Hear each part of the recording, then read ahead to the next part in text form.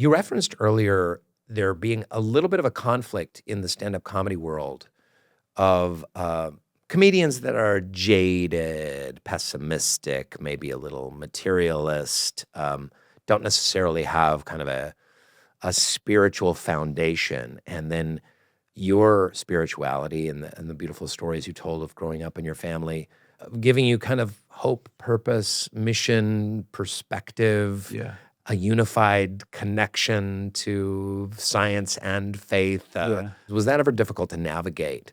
That kind of like sometimes that a little bit corrosive, pessimistic feeling that happens in the world of stand-up, and bringing your kind of Muslim heritage and spiritual foundation. No, it wasn't a problem at all. Like for me, the thing that I like, what I love most about comedy is kind of, you just have your bullshit goggles on and you're just observing bullshit and hypocrisy in the world. Why are we doing it? This, like, you're worried about this, but have you seen your whether it's airplane food or whether it's the White House? Yeah, that's interesting. You're complaining that my hand is dirty. When was the last time you cleaned your iPhone screen? Like, just that's every observation of like a stand-up act, right? That wasn't in conflict with my upbringing in my household. My parents are constantly arguing about that sort of stuff, litigating the minutia and the hypocrisies of the world. Also, like this idea that the art form of comedy is like spiritually or culturally devoid of religion. There is a deep history of Jewish culture in stand-up comedy, going back to like the Borscht Belt comedians. So they were also massively, I think, inspiring with me and my generation of comics. If you look at like Rami Youssef's comedy, it's so culturally and spiritually significant in what he's kind of laying out, you know, of like what it means to grow up in New Jersey in an Egyptian Muslim American household. His show is incredible in that way, you know? And so it's totally similar, in my opinion, to... We couldn't get him, so we got you. See, he's busy. He's a busy guy. Yeah, he's a busy guy.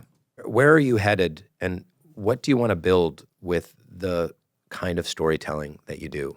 I just... there's all the career stuff that, you know, you're doing. You're in pre-production and you're filming stuff and you're working on stuff. But for me, it really is just like working out the next joke, the next idea. It's really beautiful. So I had my last special off with his head, and like I'm back on stage, just like working out new bits. It's the best. Like and I want to do that for the rest of my life. Like I want to do what, you know, Jim Gaffigan and Louis Black and Dick Gregory and all those guys, they literally just have dates on the books, and you work towards that, and you just want to keep expressing yourself. Wow, that's it. Yeah. That's really it. When I try to make it more than that, that's when you get into trouble. Yeah, all the disillusionment and all the disappointment. It's really not about that. Like, yeah, I have this 7 minutes that I'm really just trying to work on. I did Mike Birbiglia's podcast, and I'm just trying to crack this whole run about why being the fastest kid in your school was the most important thing when you were in the third grade. It was like the biggest. It is true. Yeah, the fastest kid at your school, and then having a really great packed lunch. Like, why was that so significant? Here's what was significant to me. Yeah. There was one kid slower than me. So there would always be, I don't know why there were so many races. Like you go to PE, and like, okay, everyone line up against the fence. Yeah. And we're all going to run to the other fence. Totally. Right? What is that about? Yeah, what is this about? And then, thank God, there was one guy slower than me. So I wasn't like the slow, because being the last guy to touch the fence, that was no fun. And you also knew, you know, your parents and your teachers were like, if you just try, all that matters is that you try. But deep down, you know, you're like, that's bullshit. There's no fucking way I can be the slowest kid in this class. Yeah. There is this like Roman gladiator element that like taps into, you know, your brain. There's this other thing that I'm trying to crack, which is, I don't know why my kids are 6 and 4. And for some reason, when I close the door and if they have friends over, they'll immediately be like, chase me. Chase me right. There is something about children when all doors are closed. They're like, let's run around the house right now. Oh, there's a kitchen island and there's a hot stove. Let's just lap it. I want the thrill of danger of knives potentially falling on my head. I can open up the backyard, like go run up. No, they're like, no. We need to be sharp. So, sharp That's what I'm into, Rainn. Is that? I love it. I don't know if that's. No, I'm thinking too small. I think that's beautiful.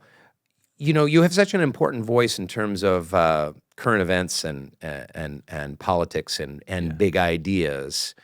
We're in a really challenging and overwhelming time right now. Do you have any perspective on what would you say to folks trying to get through this this kind of onslaught of racism and misinformation and kind of dismantling of democracy that's happening? I want to give a shout out to my big bro, Roy Wood Jr., but Roy had this amazing take at Sundance. Was just really profound and beautiful. So, by the way, if any of your listeners want to watch his new special, Lonely Flowers, on Hulu, it's incredible. He's one of the best stand-up comics in the game, I think, right now. But he basically said, when you're kind of consuming your media diet, just try to determine what is nutrition for me and what is angering me. What is just trying to incite some sort of reaction from me. Right. And I think he had this very practical thing where he was like, why don't you just try reading the newspaper instead of consuming it on your phone or engaging with social media? You'll get this. You get the same New York Times A1 coverage. You can read to the end. You don't have to fight with anyone in the comments. You don't have to play these shadow proxy wars. Click bots. through to something else. Totally. And it allows you to engage with the story deep. You still get your nutrients, and then you can still avoid kind of the anger and the outrage. What I like to do also for perspective is there's really great profiles and pieces from people that I admire and look up to. There's this book that I'm reading called James Baldwin, The Last Interviews. So Baldwin passed away in the 60s. And it allowed me to go back to these iconic interviews that he had in his last days where he's talking about race and politics. And when you go back to those things, you kind of see America for what it is. And those tools of whatever you want to call it, race, class, poverty, xenophobia, they've always kind of existed and been in the air. And when you go back to the Jedi that came before, they have profound wisdom that you're not going to get on Instagram Reels. Right. You know what I mean? No, but there's going to be real on the Atlantic, or something like that. Yeah. So when you go when they say we're living through unprecedented times, no doubt. There's no doubt that we are, but the existential angst of the present has always existed. If anyone is a fan of graphic novels, read the prologue to Watchmen. Frank Miller writes a prologue in the late 80s leading up to Watchmen, and he's sitting in a bar, and he's basically writing about the current state of America. But he's like, crime is amok.